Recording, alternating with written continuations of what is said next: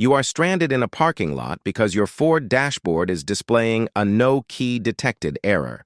The immediate solution is to locate the emergency backup slot, usually hidden inside your center console or under the cup holder mat. Drop the dead fob inside and press the start button.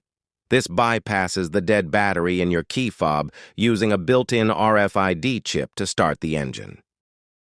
Ford engineers designed this fail-safe specifically for situations where the fob battery dies unexpectedly.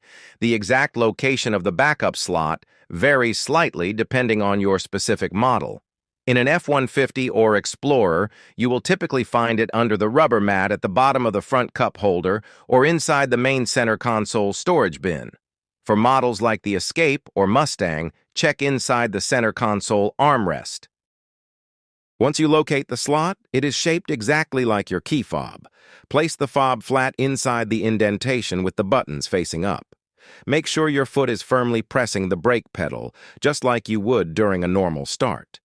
Press the engine push start button. The vehicle's immobilizer system reads the passive RFID chip inside the fob, which requires zero battery power and authorizes the engine to fire up.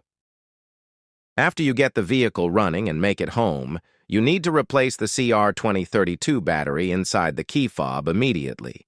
You slide the manual physical key out of the bottom of the fob, use a flathead screwdriver to gently pry the two plastic halves apart, and swap the coin battery.